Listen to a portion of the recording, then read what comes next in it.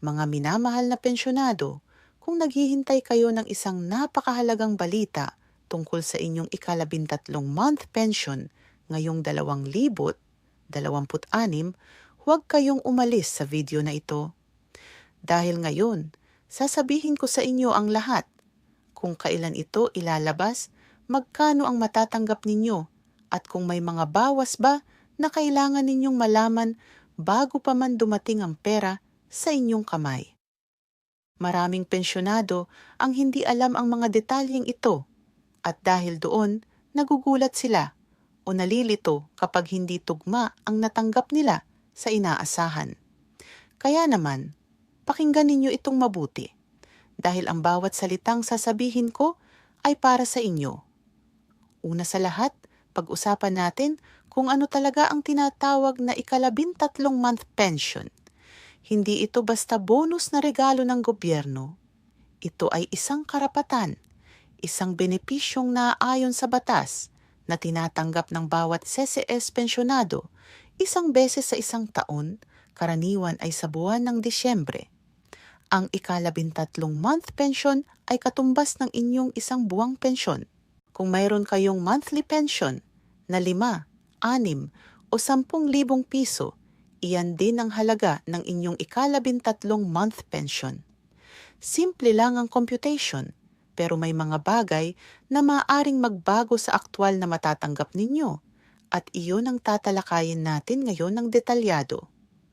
Ang legal na basehan ng benepisyong ito ay ang Republic Act 8,282 o ang Social Security Act of 1997, kasama na ang mga susunod na amendments. Kaya ang sinumang nagsasabi sa inyo na hindi ito totoo o baka mawala, huwag kayong makinig sa kanila. Ito ay nakasulat sa batas at obligasyon ng SSS na ibigay ito sa bawat karapat-dapat na miyembro. Pakinggan ninyo itong mabuti. Hindi lahat ng miyembro ng SSS ay automatikong makakatanggap ng ikalabintatlong month pension. Mayroong mga kondisyon. Una, kailangan kayong aktibong pensyonado ng SSS. Ibig sabihin, dapat ay nagsimula na kayong tumatanggap ng inyong monthly pension bago mag-Disyembre ng taong iyon. Kung nagsimula kayong magpensyon sa Nobyembre o Disyembre 2025 pa lamang, may posibilidad na makatanggap pa rin kayo ng prorated na halaga.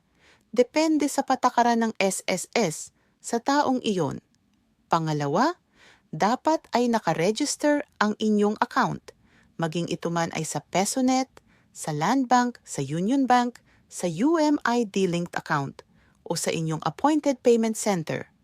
Kung hindi pa updated ang inyong payment details, mahalagang gawin niyon ngayon. Huwag hintayin pang malapit ang Disyembre bago kumilos. Pangatlo, kung mayroon kayong mga utang sa SS, tulad ng salary loan, calamity loan, o emergency loan, may posibilidad na may automatic deduction. At ito ang isa sa pinakahindi alam ng marami. Pag-usapan natin ito ng malalim. May isa pang mahalagang update na kailangan ninyong marinig bago dumating ang inyong ikalabintatlong month pension. Kung meron kayong natitirang balance sa inyong SSS loan, halimbawa, nag-avail kayo ng salary loan 2 taon na, ang nakaraan at hindi pa ito fully paid, ang SSS ay may karapatang mag-offset o mag-deduct ng bahagi ng inyong ikalabintatlong month pension para maibayad ang inyong utang. Ito ang tinatawag na offset o clawback. Halimbawa, si Mang Ernesto ay may monthly pension na 6,500 piso. Ang kanyang ikalabintatlong month pension ay dapat 6,500 piso din. Pero mayroon siyang natitirang SSS salary loan balance na 3,200 piso. Ibig sabihin, ang matatanggap niya ay 6,500 piso minus 3,200 piso, na magresulta sa 3,300 piso lamang ang aktwal na credit sa kanyang account. Ito ay hindi maling gawi ng SSS. Ito ay legal at nakasulat sa inyong loan agreement nang nag-avail kayo ng loan. Kaya para hindi kayo magulat, mangyari lamang na suriin ninyo ang inyong SSS account online sa MyTulDoc SSS portal o makipag-ugnayan sa pinakamalapit na SSS branch.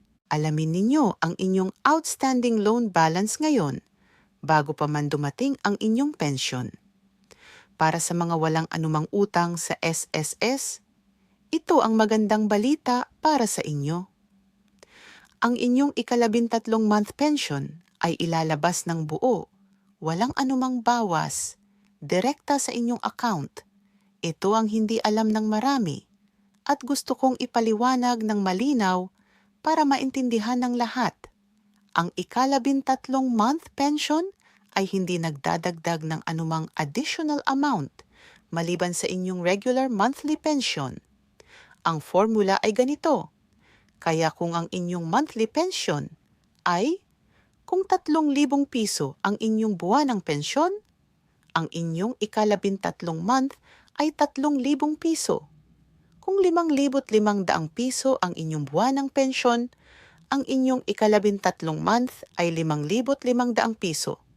Kung 8,000 piso ang inyong buwanang pensyon, ang inyong ika-13 month ay 8,000 piso. Kung 12,000 piso ang inyong buwanang pensyon, ang inyong ika-13 month ay 12,000 piso. Ngayon, para sa mga pensyonado na nagsimulang makatanggap ng pensyon ngayong 2025 o 2026, maaaring mag-iba ang computation. Halimbawa, kung nagsimula kayong magpensyon noong Setyembre 2026, ang inyong ika-13 month pension para sa taong iyon ay maaaring prorated batay sa bilang ng buwan na nakatanggap na kayo ng benepisyo. Iyon ay ang desisyon ng SSS at pinakamabuting alamin ninyo ito direkta sa kanila. Huwag ninyong palampasin ito dahil ito ang tanong ng lahat ng pensyonado sa buong Pilipinas ngayon. Batay sa nakaraang mga taon at sa kasalukuyang patakaran ng SSS, ang ika-13 month pension ay karaniwang inilalabas sa buwan ng Disyembre, partikular na sa unang 2 linggo ng Disyembre. Ang ilan ay natatanggap ito sa simula ng Disyembre, lalo na ang mga may direktang credit sa bangko. Para sa 2026, ang inaasahang release schedule ay ganito. Ang mga pensyonado na may bank account sa PesoNet member banks tulad ng BDO, BPI, Metrobank, Landbank at iba pa ay kadalasang unang nakakatanggap. Ang pagpapadala ng credit ay maaaring magsimula sa unang linggo ng Disyembre 2026.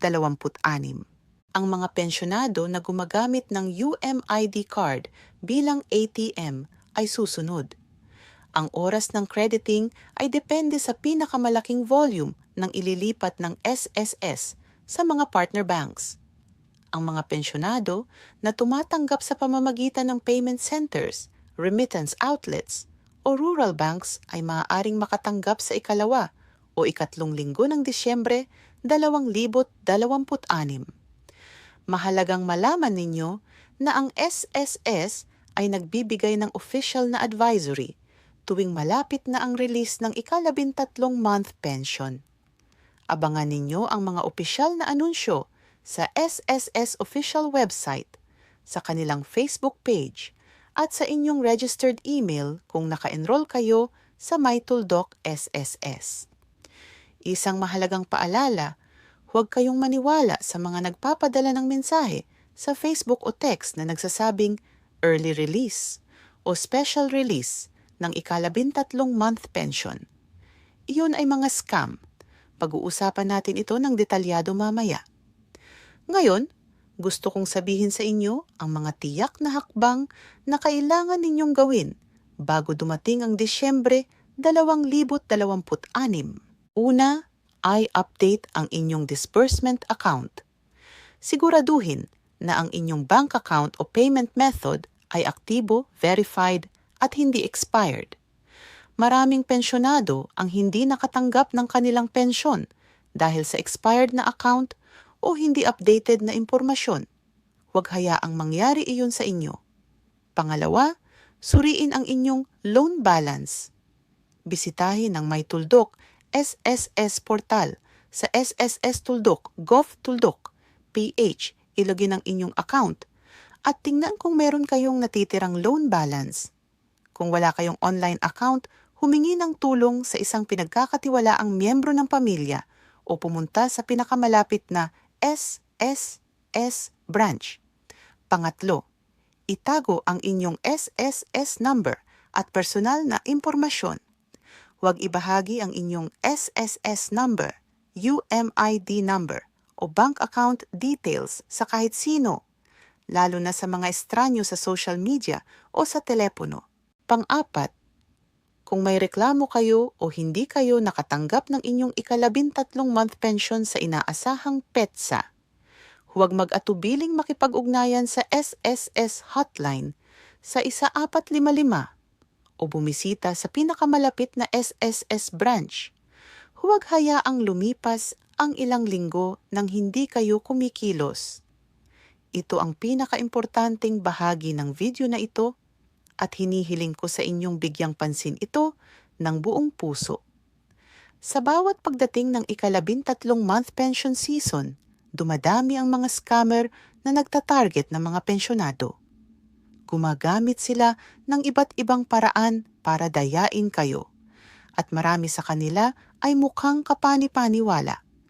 Kabilang sa mga karaniwang scam na dapat bantayan, may mga taong nagpapadala ng text o Facebook message na nagsasabing kailangan ninyong mag-click ng link para i-claim ang inyong ika-13 month pension. Huwag i-click ang anumang link na galing sa hindi kilalang numero o account. May mga nagtatawag na nagpapanggap na empleyado ng SSS na nagsasabing mayroon kayong pending release ng pensyon, ngunit kailangan muna kayong magbayad ng processing fee. Walang processing fee ang SSS para sa anumang benepisyo. Kung may humingi sa inyo ng pera para mailabas ang inyong pensyon, iyon ay scam. May mga gumagawa ng peking SSS advisory na ginagamit ang logo at pangalan ng SSS. Palaging i-verify ang anumang impormasyon sa opisyal na SSS website lamang, SSS Tuldok Gov Tuldok PH o sa opisyal na SSS Facebook page.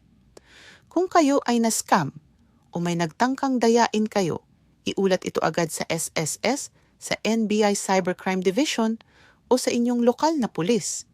Ang inyong ulat ay maaaring makapagligtas ng iba pang pensyonado mula sa parehong banta. Ito ang hindi alam ng marami. Ang ika-13 month pension ay hindi eksklusibo sa SSS. Ang mga pensyonado ng GSSRS, ang mga dating empleyado ng gobyerno, guro, sundalo, pulis, at iba pang government workers ay mayroon ding katumbas na benepisyo. Para sa mga GSIS pensyonado, ang kanilang ika-13 month pension ay tinatawag na pension enhancement o ika-13 month pension na rin at ito ay inilalabas din sa buwan ng Disyembre bawat taon. Ang computation para sa GSIS pensyonado ay katulad din, katumbas ng isang buwang pensyon.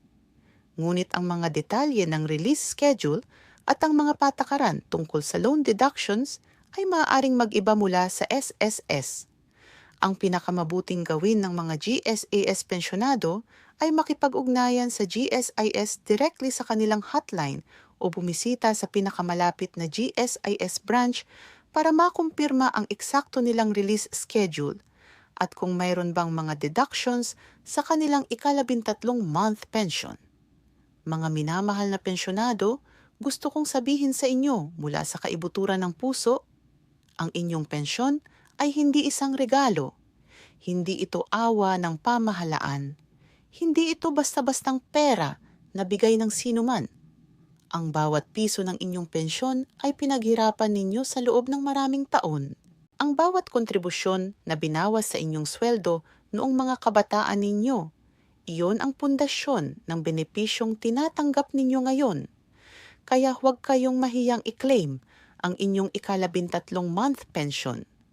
Huwag kayong mahiyang magtanong sa SSS o GSIS kung may hindi kayo naiintindihan. Huwag kayong mahiyang ipagtanggol ang inyong sariling karapatan. Alam namin na hindi madali ang buhay ng isang pensyonado. Ang presyo ng pagkain ay patuloy na tumataas. Ang gastos sa gamot ay hindi biro. At minsan, ang isang buwang pensyon ay hindi sumasaklaw sa lahat ng pangangailangan. Ngunit ang ika-13 month pension, gaano man ito kaliit o kalaki, ay nagdadagdag ng kaunting kaluwagan sa inyong buhay sa tuwing dumarating ito. At para sa mga nag-iingat ng kanilang ika-13 month pension para sa kanilang mga anak o apo, napakaganda niyan. Ngunit huwag din ninyong kalimutan ang inyong sarili. Kayo rin ay may karapatang mag-enjoy ng inyong pinaghirapan. Bago tayo magtapos, nais kong bigyan kayo ng mabilis na recap ng lahat ng natutunan natin ngayon. Ang ika-13 month pension ng SSS para sa 2026 ay katumbas ng inyong isang buwang pensyon.